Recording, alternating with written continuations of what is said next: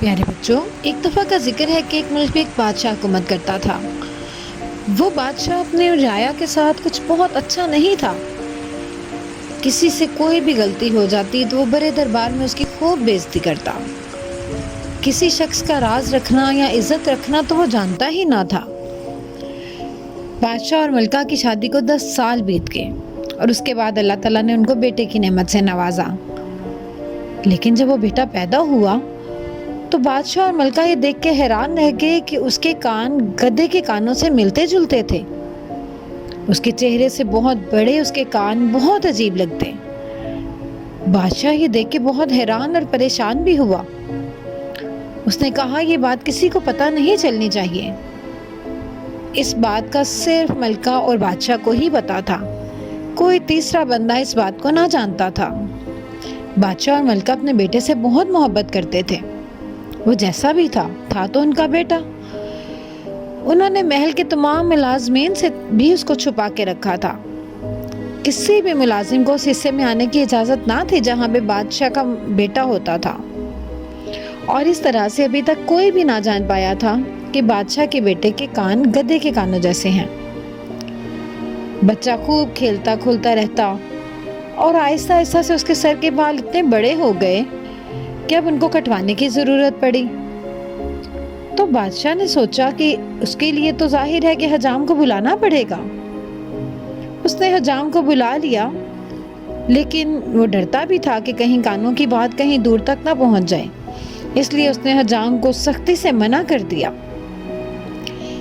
حجام کی بھی عادت تھی کہ اس کے پاس جو بھی کسٹمر آتے وہ ایک کی بات دوسرے کی بات تیسرے سے کرتا تھا، کیونکہ اس کا یہ روز کا کام تھا۔ لیکن بادشاہ نے اسے سختی سے منع کر دیا کہ کسی کو یہ بات پتہ چلی تو میں تمہاری گردن اتار دوں گا۔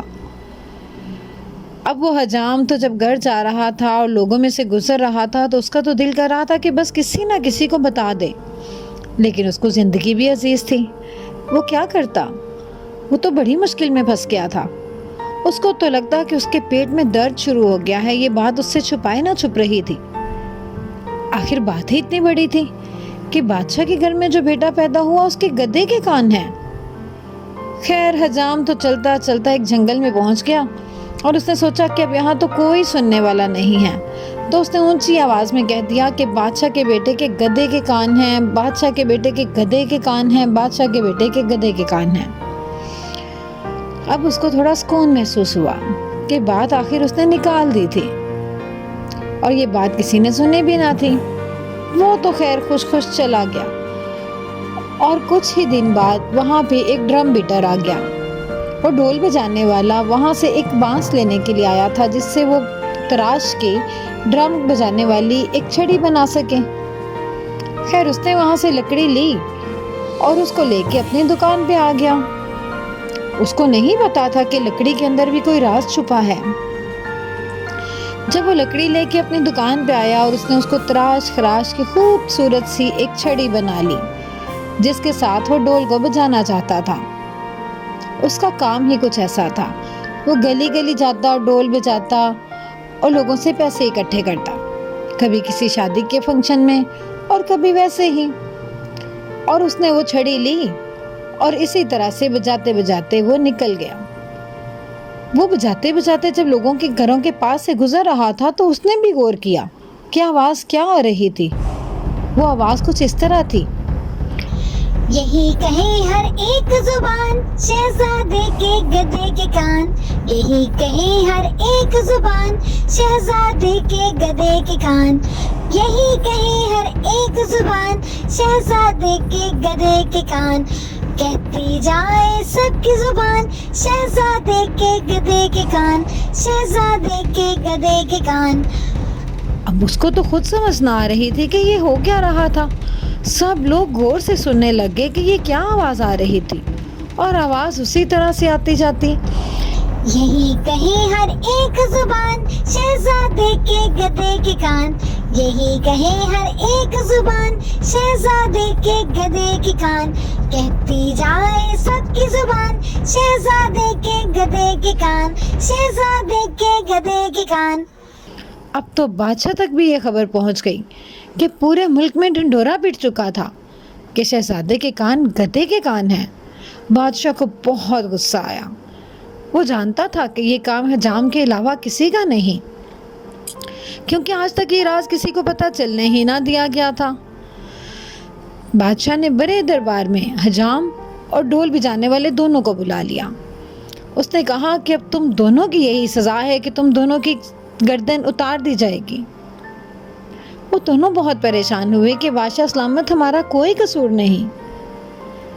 حجام نے بتایا کہ اس طرح سے وہ جاتے جاتے جنگل میں اس نے کہہ دیا، اور اس نے ڈھول بجانے والے نے بتایا کہ اس نے وہاں سے صرف چھڑی لی اور وہ چھڑی لے کے آ گیا. لیکن بادشاہ نے کہا کہ نہیں، تم دونوں کا سر قلم کر دوں گا میں. اتنے میں ایک بزرگ وہاں پہ آ گئے. انہوں نے کہا دیکھو بادشاہ سلامت، ان کی کوئی غلطی نہیں، غلطی ساری آپ کی ہے.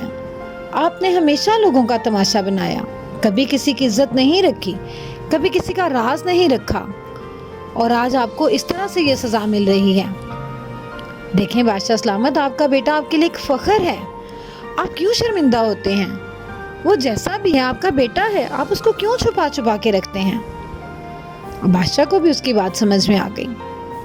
اس نے کہا کہ واقعی اللہ تعالیٰ نے مجھے بیٹے کی نعمت سے نوازا ہے، اور اگر ایسا کچھ ہے تو وہ تو میری اپنی غلطی کی وجہ سے ہے. جب میں نے لوگوں کی کبھی عزت نہیں رکھی تو میرا راز کیسے رہ سکتا تھا؟ اب بادشاہ سب کچھ سمجھ چکا تھا. خیر اس نے فخر سے اپنے بیٹے کو سب کو دکھایا. اس نے کہا ہاں میں مانتا ہوں میرے بیٹے کے کان اس طرح سے ہیں، لیکن یہ بھی ہو سکتا ہے کہ وہ وقت کے ساتھ ساتھ ٹھیک ہو جائیں. اور ایسا ہی ہوا. چند ہی دن میں سب لوگوں نے دیکھا کہ شہزادے کے کان بالکل نارمل انسانوں کی طرح ہو گئے، کیونکہ اب بادشاہ کو اپنی غلطی سمجھ میں آ چکی تھی، اور اس نے پکا وعدہ کر لیا تھا کہ وہ کبھی بھی دوسروں کی بے عزتی نہیں کرے گا اور ہمیشہ سب کی عزت رکھنے کی کوشش کرے گا.